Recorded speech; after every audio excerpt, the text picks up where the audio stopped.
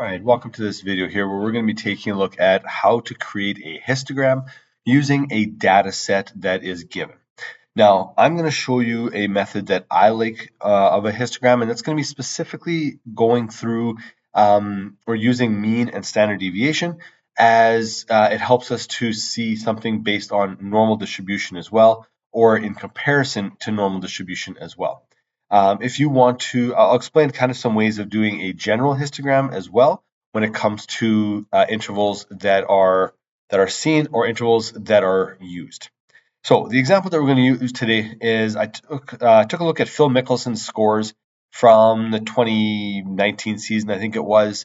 I don't remember the exact season, but I took a set of data from Phil Mickelson, his scores that he had on the PGA Tour in the 60 rounds of golf that he played. And so that was what I used to create this histogram from that. So first thing we need to do when it comes to making a histogram is we have to make a frequency table. And that frequency table, I'm going to use the mean and standard deviation to create that frequency table. In my class, I have students find the mean and standard deviation using technology. Specifically, we use Desmos to find that. So I found a mean of 71.03 and a standard deviation of 3.79. These are the two numbers that I'm going to use to create my frequency table. Second thing is we want to figure out what is the biggest and smallest values of the data, as we're going to use this making the frequency table because our table has to include all of the data points.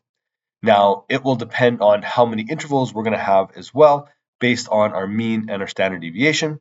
I found the smallest value to be 60 and the largest value to be 79. So these are my biggest and smallest values on the table.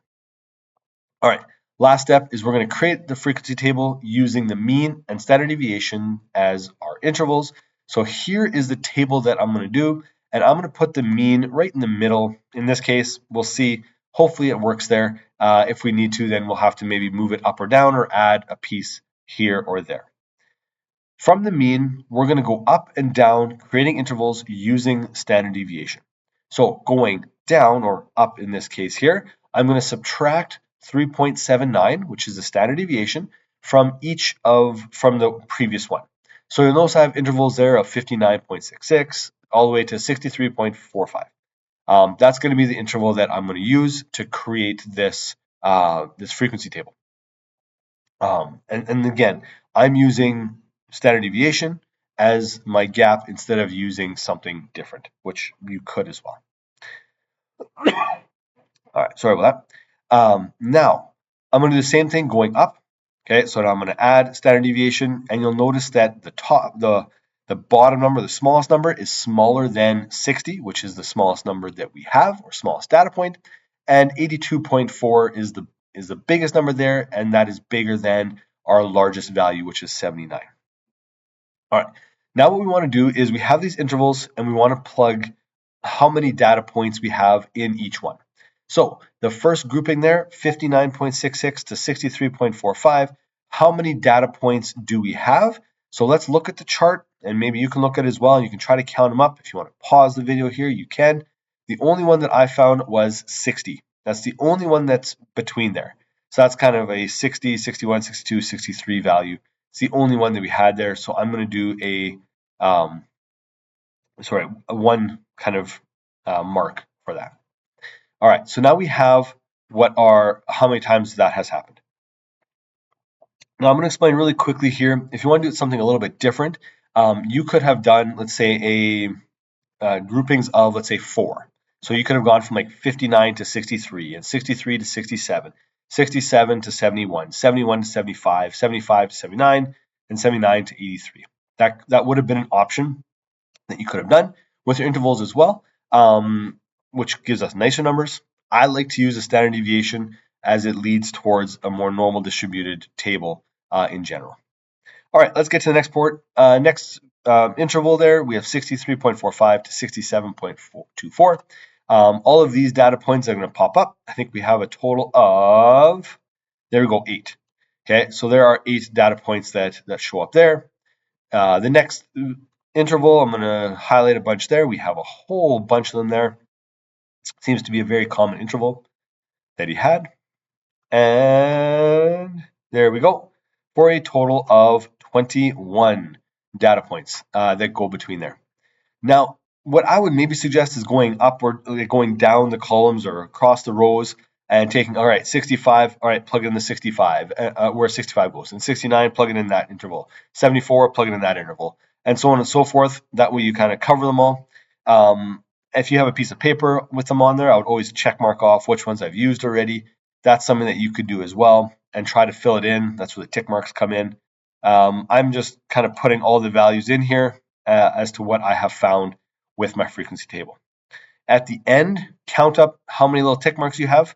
Okay, make a little note on the side or write them down as a number. And then, did you get all 60? Well, because there's 60 data points, right? So, did you get all 60? Hopefully. And then you know that you've got them all. If you're missing one, maybe you're missing one. And then kind of go from there. All right, now that we have the frequency table, we're going to transition this. I got my table there on the left again. Sorry, on this side here. Okay.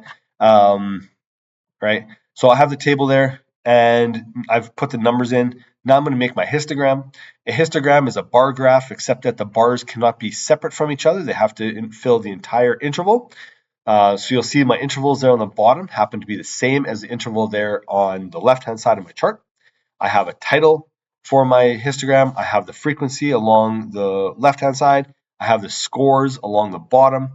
So that's kind of labeling my sides. And now I'm going to fill in those intervals, okay, or the sticks that represent each one. The first interval there, from 59.66 to 63.45, there is 1 in there. So I'm just going to go a bar of 1, but you'll notice that I'm using the entire width of it. The second interval has 8, so we're going to fill in up to 8. Now you'll notice that the 2 are touching, and that's very important as it does include the entire interval, not just a small bar. Then we have 21, again touching, 19, also touching. We have 9 and 2. And so we have included the entire spacing of our bar to create this histogram, which follows the frequency table that was made based on the data set that we had. This is, again, the basis of the histogram. I hope that has helped you in how to make it. Again, be careful. Make sure you have a title and you also have frequency and whatever the intervals represent. Make sure that is on there as well when you are doing something like this. Thank you for watching. All the best as you work through your assignments and have a wonderful rest of the day.